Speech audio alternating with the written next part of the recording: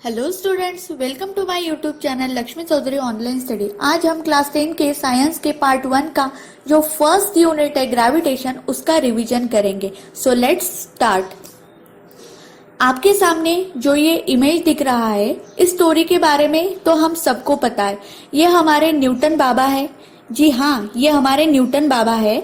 और इन्होंने क्या किया था कि जब उनके ऊपर एप्पल गिरा तो उन्होंने सोचा कि अरे भाई, ये एप्पल नीचे ही क्यों गिरा, ये ऊपर क्यों नहीं गया। और इसी क्वेश्चन को ढूंढते ढूंढते उन्होंने क्या डिस्कवर किया, ग्रेविटेशन का कंसेप्ट डिस्कवर किया, जिसे हम ग्रेविटी भी बोलते हैं। ग्रेविटेशन में मतलब उन्होंने क्या डिस्कवर किया कि जो कोई भी चीज जो हम ऊपर फेंकते हैं वो हमेशा नीचे आती है। आखिर क्यों आती है? तो वो ग्रेविटेशन की वजह से आती है। ठीक है, ये तो ग्रेविटेशन हमें समझ में आ गया कि कोई भी चीज ग्रेविटेशन की वजह से हमारे अर्थ पे नीचे गिरती है। बट भाई, ये आखिर ग्रेविटेशन है क्या, ये तो हमें समझना होगा ना। सो ये हम ग्रेविटेशन मतलब व्हाट इज ग्रेविटेशन, उसके बाद ग्रेविटेशन से जुड़े कुछ कंसेप्ट है जो हमें समझने होंगे। That is what is centripetal force और व्हाट इज सर्कुलर मोशन। ये सारे कंसेप्ट अब हम आगे सीखने वाले हैं, तो वीडियो के लास्ट तक बने रहे। ठीक है, सो पहले हम देखेंगे व्हाट इज ग्रेविटेशन। ग्रेविटेशन मतलब क्या होता है। ग्रेविटेशन और just gravity is the universal force of attraction between any two bodies. इसका मतलब क्या कि जो ग्रेविटेशन होता है, अगर कोई हम दो ऑब्जेक्ट ले लेते हैं और उसमें से कोई एक ऑब्जेक्ट दूसरे ऑब्जेक्ट को अपने तरफ अट्रैक्ट करता है, तो उसी फोर्स को हम क्या बोलते हैं, ग्रेविटेशनल फोर्स और जस्ट ग्रेविटी बोलते हैं। ठीक है, बहुत सिंपल सा कंसेप्ट है। उसके बाद है centripetal force. A centripetal force is a net force that acts on an object to keep it moving along a circular path. मतलब क्या कि अगर हमें किसी एक ऑब्जेक्ट को उसी के सर्कुलर पाथ में मूविंग रखना है और उसे मूविंग रखने के लिए हमें कोई फोर्स उस पर अप्लाई करना होगा, तो वो जो फोर्स उस पर अप्लाई किया जाता है उसी फोर्स को हम सेंट्रीपिटल फोर्स बोलते हैं। ठीक है, उसके बाद आता है circular motion. That is a circular motion is described as a movement of an object while rotating along a circular path। इसका मतलब क्या कि जब सेंट्रीपिटल फोर्स अप्लाई करने के बाद कोई भी ऑब्जेक्ट उसके सर्कुलर पाथ में रोटेट होता है, तो उसकी जो रोटेशन की या फिर उसकी मूवमेंट जो होती है उसे ही हम सर्कुलर मोशन बोलते हैं। ठीक है, ये तीनों कॉन्सेप्ट बहुत सिंपल से कॉन्सेप्ट है, बट मोस्ट इंपॉर्टेंट कॉन्सेप्ट है। ठीक है, उसके बाद है हमारे केपलर्स के लॉ। दैट इज, हम सबको पता है कि केपलर्स ने अपने 3 लॉज बताए हुए हैं, लेकिन आखिर ये केपलर के लॉ बताए क्यों, ये पहले हमें देखना होता। हमें पता है कि अलग अलग साइंटिस्ट ने ये जो हमारे सन और उसके अराउंड में जो प्लैनेटरी सारे प्लैनेट्स की जो मोशन होती है उस पर बहुत सारे साइंटिस्ट ने रिसर्च किया।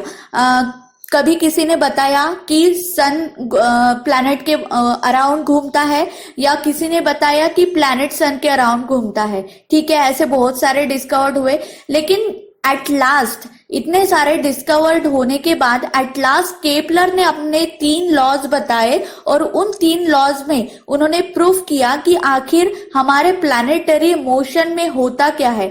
तो उनका केपलर का फर्स्ट लॉ हमें बोलता है कि the orbit of a planet is an ellipse with the sun at one of the foci. इसका मतलब क्या कि एक प्लैनेट है जिसकी जो ऑर्बिट है वो किस शेप में होती है, इलिप्स शेप में होती है। ठीक है, अंडाकृति होती है, इलिप्स शेप में होती है। और वो जो प्लैनेट की ऑर्बिट है इलिप्स शेप वाली, उसका एक फोकाई होता है। मतलब जो फोकाई होता है वो कौन होता है, सन होता है। अब आप बोलेंगे ये फोकाई क्या होता है। जैसे एक सर्कल में एक सेंटर होता है, वैसे ही इलिप्टिकल शेप में फोकाई होता है। वो 1 या 2 भी हो सकते हैं। ठीक है, तो किसी भी प्लैनेट का फोकाई जो होता है वो कौन होता है, सन होता है, और उसकी जो ऑर्बिट होती है वो इलिप्स शेप में होती है। यह हमारा केपलर का फर्स्ट लॉ है। उसके बाद है केपलर सेकेंड लॉ।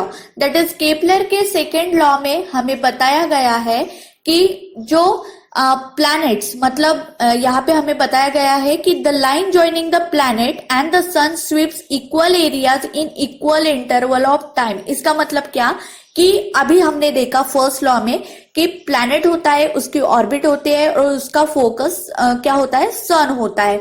तो उस सन और किसी भी एक प्लैनेट को अगर हम किसी लाइन से ज्वाइन करते हैं, मतलब हमें ऐसा कंसिडर करना है कि किसी लाइन से हम उसे ज्वाइन करते हैं, तो उनका जो एरिया है, लाइन ज्वाइनिंग का जो एरिया है और उस लाइन ज्वाइनिंग के एरिया में जो उसका टाइम इंटरवल है, बट ये टाइम इंटरवल कौन सा, तो जैसे जो हमारे प्लैनेट्स है वो हमें पता है कि सन के अराउंड रिवॉल्व होते हैं, तो उनका जो टाइम इंटरवल रहता है और वो कितने इंटरवल में कितने टाइम में वो रिवॉल्यूशन कंप्लीट करते हैं, तो वो क्या होता है, एरिया, उसका एरिया और वो जो टाइम है वो इक्वल होते हैं। तो वही हमें केपलर के सेकंड लॉ में बताया गया है। उसके बाद है केपलर का third law, that is the square of the period of an planet is directly proportional to the cube of the planet's average distance from the sun. इसका मतलब क्या, इसमें बताया गया है कि अभी सेकेंड लॉ पे बेस थर्ड लॉ है कि जो प्लैनेट का पीरियड रहता है, कौन सा पीरियड, सन के अराउंड रिवॉल्यूशन का जो पीरियड रहता है, तो अगर हम उस पीरियड का मतलब उस टाइम पीरियड का अगर स्क्वायर कर लेते हैं तो वो जो टी स्क्वायर है वो किसे डायरेक्टली प्रोपोर्शनल रहेगा, तो उस प्लैनेट ने जितना डिस्टेंस कवर किया, सन के अराउंड जितना डिस्टेंस कवर किया, उसके क्यूब को वो हमेशा डायरेक्टली प्रोपोर्शनल रहता है। मतलब टाइम पीरियड डिस्टेंस को डायरेक्टली प्रोपोर्शनल रहता है। दैट इज यहाँ पे हमने एक इक्वेशन लिया है, that is T square is directly proportional to R cube. वहां पे टी मतलब टाइम पीरियड है और आर मतलब जो प्लैनेट ने कवर किया हुआ एवरेज डिस्टेंस है वो हमने आर से डिनोट किया है। और अगर हम इस टी स्क्वायर और आर क्यूब का रेशियो ले लेते हैं तो उसके इक्वल क्या आता है, कांस्टेंट आता है। ये है हमारे केपलर्स का third law. So I hope ये तीनों लॉज आपको समझ में आ गए होंगे।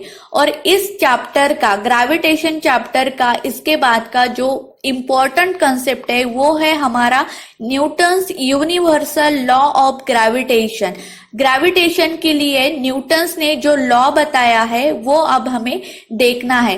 That is every object in the universe attract every other object with a force which is directly proportional to the product of their masses and inversely proportional to the square of the distance between them। इसका मतलब क्या कि जैसे हमने देखा कि किसी भी दो ऑब्जेक्ट में क्या रहता है, फोर्स ऑफ अट्रैक्शन रहता है। तो कोई भी ऑब्जेक्ट जब किसी और ऑब्जेक्ट को अपनी तरफ अट्रैक्ट करता है तो उसका जो फोर्स ऑफ अट्रैक्शन रहता है वो डायरेक्टली प्रोपोर्शनल रहता है, किसको, प्रोडक्ट ऑफ देयर मासेस को। मतलब कि हम यहाँ पे कंसिडर करेंगे कि हमारे पास क्या है, कोई दो ऑब्जेक्ट है, एक ऑब्जेक्ट का मास m1 है और दूसरे ऑब्जेक्ट का मास m2 है, ठीक है। तो उन m1 और m2 का अगर हम प्रोडक्ट कर ले, मल्टीप्लिकेशन कर ले, तो वो जो फोर्स है, फोर्स ऑफ अट्रैक्शन, वो हमेशा जो मासेस के प्रोडक्ट है उसको डायरेक्टली प्रोपोर्शनल रहेगा। और फिर वो इनवर्सली प्रोपोर्शनल किसको रहेगा, तो जो उनका डिस्टेंस है, ठीक है, जो फोर्स ने अप्लाई किया हुआ, जो मासेस रहते हैं उनका जो डिस्टेंस है, मतलब डिस्टेंस को हम d बोलते हैं, तो उनका अगर हम स्क्वायर कर ले तो फोर्स हमेशा उसको क्या रहता है, इनवर्सली प्रोपोर्शनल रहता है। जो हमने दूसरे केस में लिया है, that is force is inversely proportional to 1/d square, ठीक है। और यहाँ पे क्या होगा कि जो हमेशा पहला वाला जो मास होगा, मतलब m1, वो हमेशा m2 से ग्रेटर रहेगा। और यही हमें न्यूटन के यूनिवर्सल लॉ ऑफ ग्रेविटेशन में बताया गया है, ठीक है। और उसके बाद एट लास्ट ये जो हमारा चैप्टर है बहुत छोटा चैप्टर है और आपको पता है कि 2020 और 2021 के स्टूडेंट के लिए ड्यू टू कोरोना यहाँ पे कुछ सिलेबस रिड्यूस किया गया है। तो हमारे पहले चैप्टर का जो रिड्यूस सिलेबस है वो यहाँ पे मैंने दे दिया है आपको। आपके टेक्स्ट बुक पेज नंबर 2 पे जो ट्राइदिस दिया हुआ है वो आपका पूरा कैंसिल है, और जो लास्ट जो टेक्स्ट बुक का पेज नंबर 5 है उसका यूनिफॉर्म सर्कुलर मोशन, उसे ही हम मैग्नीट्यूड सेंट्रीपिटल फोर्स बोला गया है, वो दोनों कंसेप्ट आपके कैंसिल है। और बाकी के सारे कंसेप्ट की रिवीजन हमने यहाँ पे कर ली है। ठीक है, आई होप कि आपको ये वीडियो पसंद आया होगा। So please like and subscribe to my channel.